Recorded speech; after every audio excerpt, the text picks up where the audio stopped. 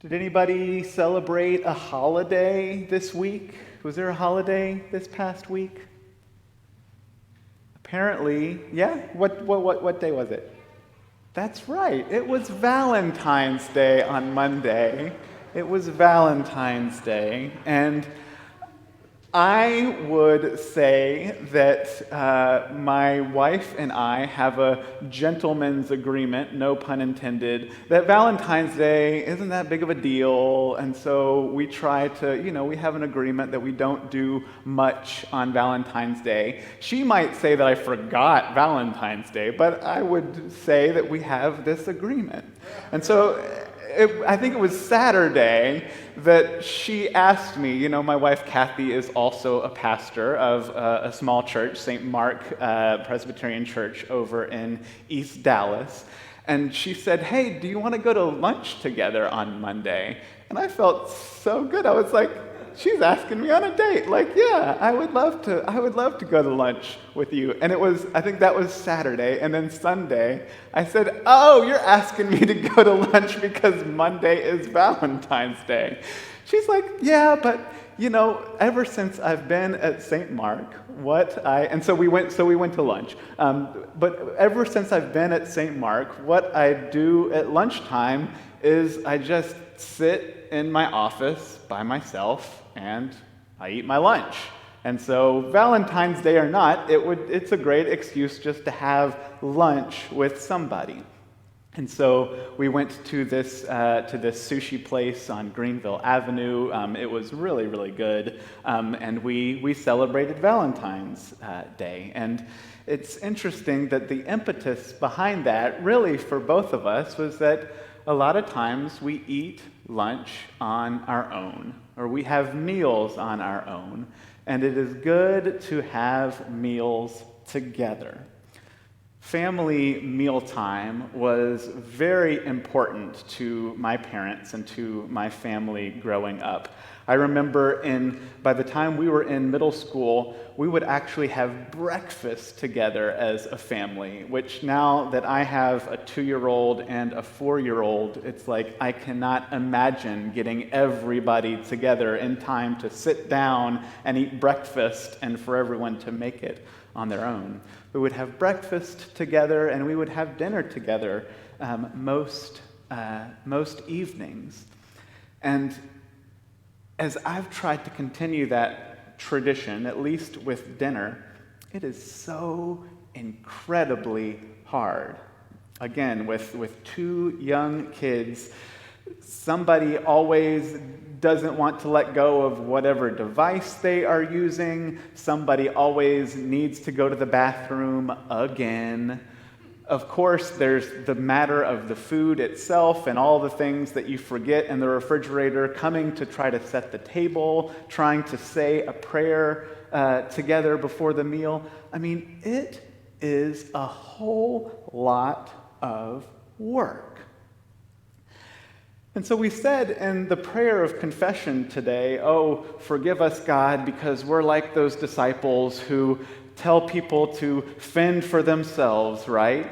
And, I kind of think we prayed that, and there's something to that prayer, but I kind of think that the disciples maybe get a little bit of a bad rap in this story. This is a story that we've all heard before, the feeding of the 5,000, and I like to point out that it's the feeding of the 5,000 men, and so they weren't even counting the women and children. And so who knows how many thousands and thousands of people were there gathered on that hillside. And if you were there and you were hungry, do you think you would want somebody to all of a sudden be organizing you into groups of 50 and then having you sit down and being served this food that you don't know where it's coming from? It makes me think of, have you seen that those greeting cards? It's like a greeting card that I see with a graphic that goes around on Facebook a lot. It's a picture of Jesus performing the miracle of the feeding of the 5,000. And then there's people in the crowd who are saying, "Is that bread gluten-free? Has that fish been tested for mercury?" or I can't eat that, I'm vegan. So Jesus says, no, we're not going to send them away as much as they might want to be sent away, as much as you might want them to be sent away. You give them something to eat. You give them something to eat.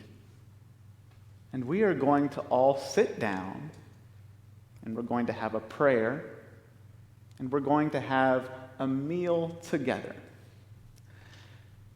And so I think about just how much work it is to have mealtime with a family of 4 that already know each other. And Luke even makes a little nod again to the logistics of it by saying that he had them get grouped into groups of 50 people each. And we think of the miracle in the feeding of the 5,000 being the multiplication of the loaves and of the fishes. We had 5 loaves and 2 fishes, and Jesus is able to make something out of nothing. Everybody is able to eat as much as they want. Everybody is able to fill themselves, and they're able to take up 12 baskets of leftovers. And obviously, that part of the miracle is still important. As we were talking about in Sunday school this morning, Jesus is one with God the Father, the God who created the world out of nothing, who spoke into the chaos, and there was light and there was matter, there was creation when before there was only chaos. So that is clearly the miracle, I think, that Luke is trying to emphasize. But I think the logistics themselves were a miracle. I think following Jesus is a logistical miracle. Jesus really should have listened to those disciples. How on earth did all of this happen? How on earth were everybody, and maybe they didn't have the same type of food preferences and allergies 2,000 years ago, but how was everyone able to be fed with enough food to eat in one evening when there was 20,000 people and 12 disciples? Have you ever thought about that? And I guarantee you that at least some of our church ladies have thought about that, because it is so easy for the men, it is so easy for the pastors to say, oh, we're going to have lunch after worship today. We're going to have after church fellowship. We want to feed everybody. And everybody thinks that that's a great idea in theory, but someone has to put it into practice. And so as I've thought about that in the context of our congregation and in the context of what it looks like to try to be a congregation in the midst of lives that are getting busier and busier, especially on Sunday morning, it also got me thinking about just the inefficiency of meals in general, and the role that I think the church has to play to prioritize eating meals together. I don't know about you, but like I said, with my kids, I don't eat breakfast at the breakfast table. I make sure they get what they're going to eat, and then I have my bowl of oatmeal on my lap while I am driving my car to take them to, say, some of you are looking at me with looks of horror, but some of you know exactly what I am talking about. We eat meals in our car. And how many of you have been working on something, been engrossed in work, engrossed maybe in a good book, maybe it's not even work, maybe it's pleasure, and then you get hungry, and all of a sudden, Meals. Oh, I have to eat something. Think about how much more efficient we would be if we didn't have to eat. I'm serious. It's no wonder that we're moving so much to robotics and to automation. You don't have to feed robots. And then, of course, you eat a good meal, and then your brain kind of goes into that post-meal brain fog. Your body kind of sags a little bit. I mean, eating meals is so inefficient. Eating is one of the least efficient things that we do. It takes at least 15 minutes to eat a meal if you're scarfing it down, and it has to happen at least 3 times a day. I've spoken before about my love for the city of New Orleans, and it's been on my mind because I'm going there next week. We've got Ash Wednesday coming up in a week and a half, which means I'm going to be going there with my wife's family right during Mardi Gras time. And New Orleans is a place where people don't eat to live. People live to eat. New Orleans is a place that is filled with all sorts of dysfunction, all sorts of social problems, all sorts of inequity, kind of like the church. But it is a place where people don't eat to live, they live to eat. The thing about good food is that it takes a long time. The chopping, the basting, the simmering, the marinating, the slow roasting. It's highly inefficient.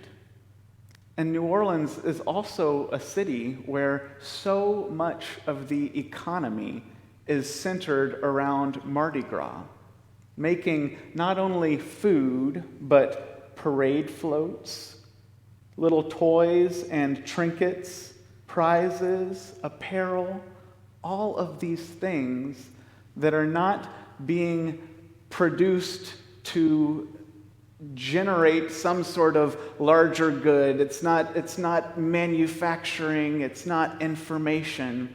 It is simply an economy geared around putting on a party. And I think church is supposed to be like that. We have the joyful feast of the kingdom of God. We come together in this hour out of a week that is largely inefficient. We are not producing any real tangible goods and services that you can take back and that you can sell or that you can use to have your best life now. We are offering thanksgiving, we are offering glory, and we are offering worship to God. And we're trying to grow more deeply in love with Jesus and more deeply in love with one another. And when I think about some of the best moments that I've had with my family, it has been those meal times. It has been times during holidays or birthdays or celebrations where there is nothing on our mind about work or efficiency or productivity, but we are simply being present in the love of one another and in the spirit of a loving God. So as we move toward our congregational meeting, where we are going to be looking at a budget and at a plan for ministry that might seem largely inefficient, I want us to keep that in mind, that we as a congregation follow a separate set of values and rules as those who are guided only by profits and losses, who are only guided by efficiency. And that we can be this testimony to the world of what it looks like to love one another and to be people who value worship of God and care for the least of these more than any other tangible good. Amen.